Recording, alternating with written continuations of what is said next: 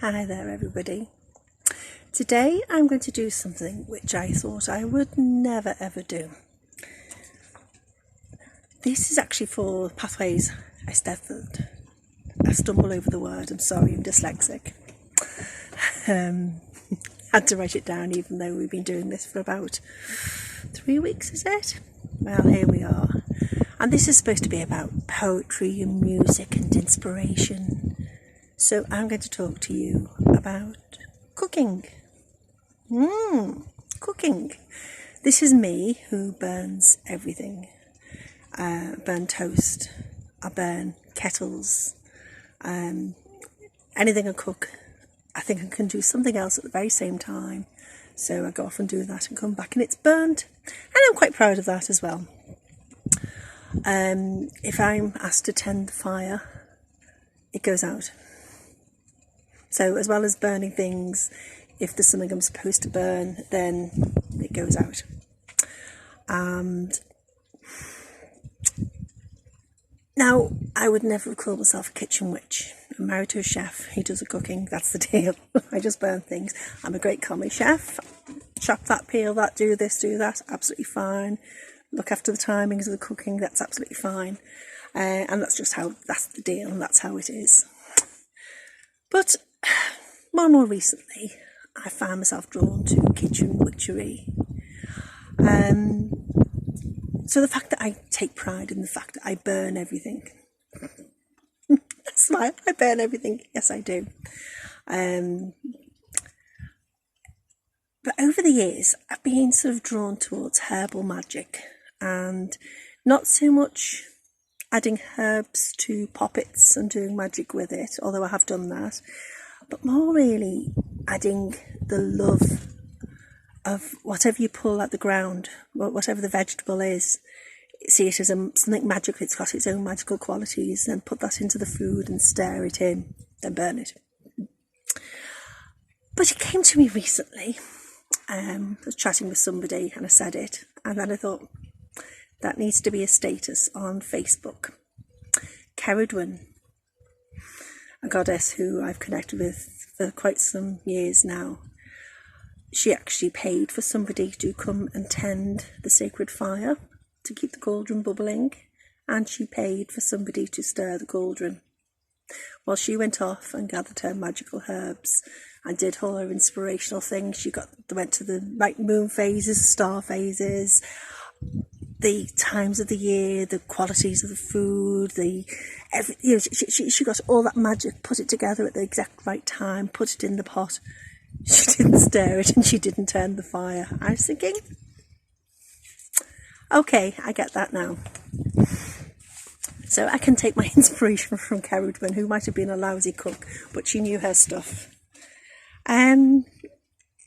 So over the years, I've been sort of led towards this, and last night I was watching something and it was a lady, I can't remember her name, I do beg your pardon, I'll put it in the comments below, and it was from an online witch fest video, and she was talking about, using her herbs and her magic, everyday things around you, and when everything just slots into place. So I'm not telling you how to be a kitchen witch. I'm not telling you how to work with magical herbs. I'll tell you about how I do it.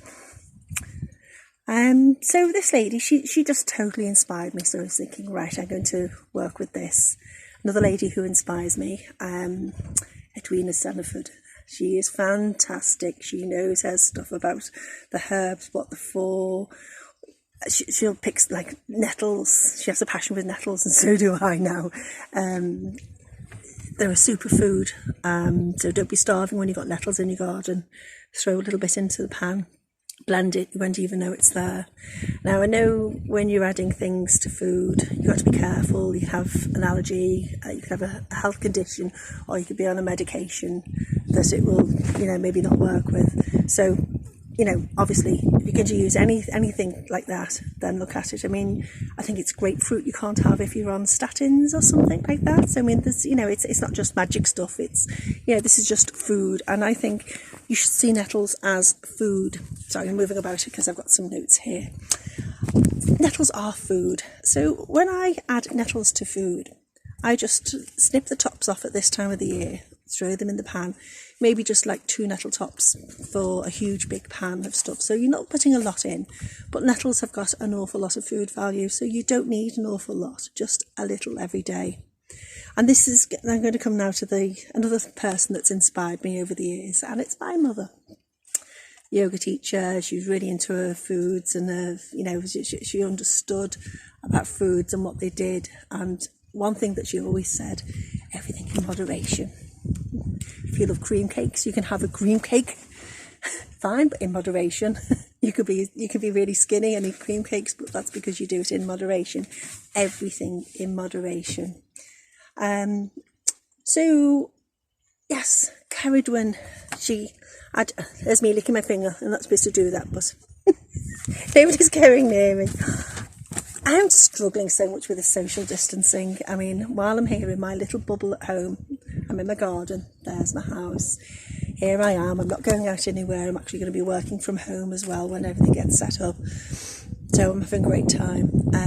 But one thing that does worry me is people have got nettles in their garden and they're probably eating really bland food, eating out of tin cans, just living off them, really struggling when you've got amazing herbs growing in your garden, which we call weeds.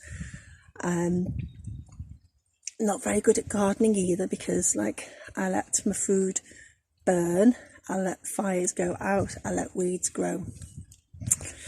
That's just me. But nettles, they're not weeds, they are food. They are a superfood. Look them up, they're fantastic. Magically, nettles will drive away negativity. You can use them in spells to protect somebody. If you imagine the nettle with the stings, it's a very gentle way of saying back off. I said back off then. Back off, keep away. It's just a very gentle, subtle way. And nettle stings aren't actually that bad, even though I scream if I get stung by a nettle. I believe the secret is you just grasp them, strongly grasp them, and it'll just break and it won't actually sting you. Watching Edwina, she's fantastic. She just picks the nettle up and fiddles with it. She said, oh, it stings, but it's I quite like it. And then in the evening, she's got this tingly feeling. Nettle stings are very good for you. Arthritis is one thing they're very good for. So I'm just putting my shoes back on because I kicked them off. I walk around in my bare feet. I shouldn't do, because we're on lockdown now. If I cut my toe off, I can't go to hospital, can I? Because the medical staff are busy enough. So, nettles, right, you can make nettle string, you can make thread, you can use it in the garden, you can use it in spells, you can make it into a lovely long string. I've got my little list here. Nettles, they add power to any spell that you make. They're also good for breaking curses.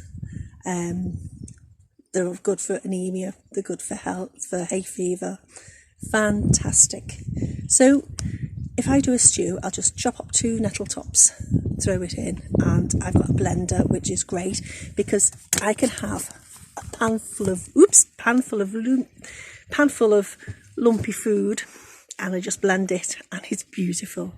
So another person that's really inspired me is Munro, and she's got a couple of books out, Living on a Bootstrap, I think it's called, Tin Can Cook, a couple of other ones, and she will put together a recipe out of nothing and make something rather fabulous out of it.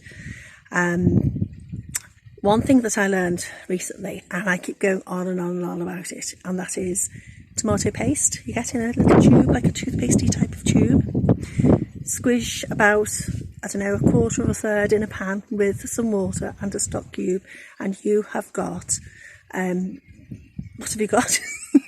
I keep going on about it. What have you actually got? You have got pasta sauce. Add a few little herbs to it, maybe a tinge of salt, because salt with tomatoes goes quite nicely together, but then salt is already in your stock cube, so you're fine. I will throw water, a couple of nettle tops, squidge of tomato puree, a stock cube, a few little herbs, a little bit of garlic, and it makes the most amazing pasta sauce. Or add gravy powder to it, or proper gravy if you're that way inclined, and you can have it into like a sort of tomatoey sauce for like spaghetti bolognese. Maybe a little bit more gravy again, and you can use it for shepherd's pie or cottage pie. At the moment I've got a cottage pie in the oven. I'll probably burn it while I'm here because I didn't tell my husband what I was doing. Probably, but maybe not. You see, this is why I need to work with Cerridwen. She pays somebody to do it.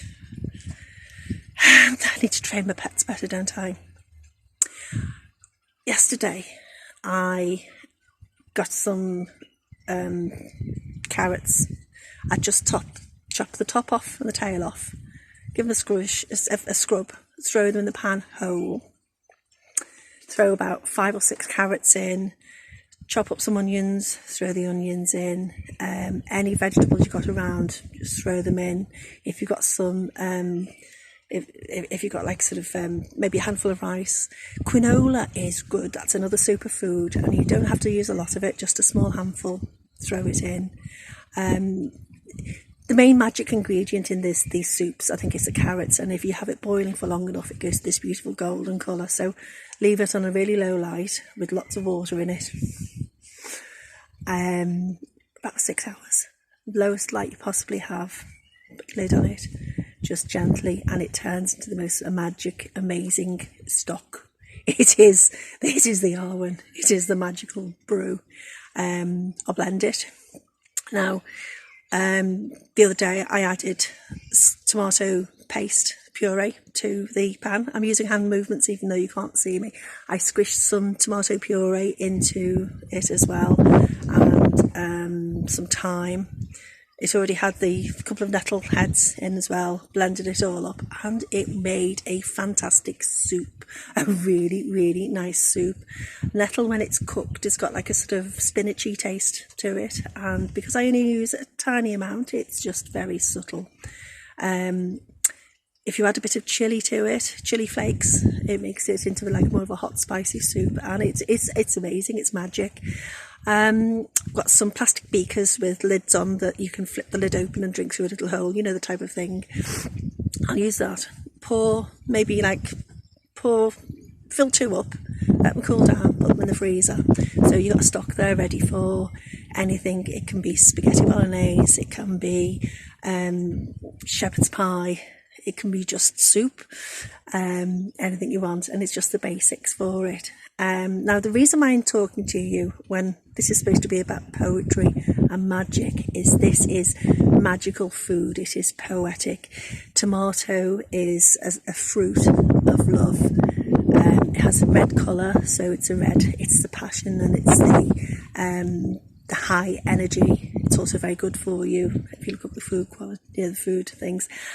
My wooden spoon has got pyro magical symbols on it, so as I stare it, I'm staring my love into it, if I don't burn it, that is. And I just keep changing this stock each day to a different type of food, and I am loving it. The fact that I'm adding dandelion leaves to it some days, I'm adding extra nettles other days, lots and lots of onions. It's just bringing magic into the house. And the thing is, if you have something growing in your garden, it's there for a reason. Okay, you've put it there. If it's nettles, or if it could be marigolds, you can eat marigolds. Whatever is there, look it up, find out about it, because it's there for a reason. It's there because you need it. So this isn't a cookery lesson, because I've not spoken at all about quantities. If you ask me, I could maybe find out, but I don't know, maybe I'm not the right person to ask. But always remember what Munro said about pasta sauce. Don't buy jars of pasta sauce ever again. You just need a squishy tomato puree pasta thingy, cheap stock cube, and you're done. In fact, this morning we had a cooked breakfast, and I wanted to add, sometimes you put tin tomatoes on your breakfast, add a bit of cheese to them, so I just put a squish of my tomato puree in, a couple of herbs, a bit of salt, a little bit of Tabasco sauce, and some cheese. And because it's just for my husband and I, it was a small amount, so we didn't have like half a tin of tomatoes left over. I added onion to it, so it had a bit of a crunch to it as well. And I thought afterwards I could actually probably put little bits of bread in it just to make it into, because when you have tinned tomatoes on your breakfast, you like to have little lumpy bits in it, don't you? So probably a bit of bread would have done that as well. So I'm going to stop now, and I've just babbled on for ages, 15 minutes, about food when I'm the most awful chef. But I'll do this Cerridwen style, where somebody else watches the cooking times. So before the food burns in the oven, I'm going to stop, say goodbye, and I'll catch you later. Have a beautiful day.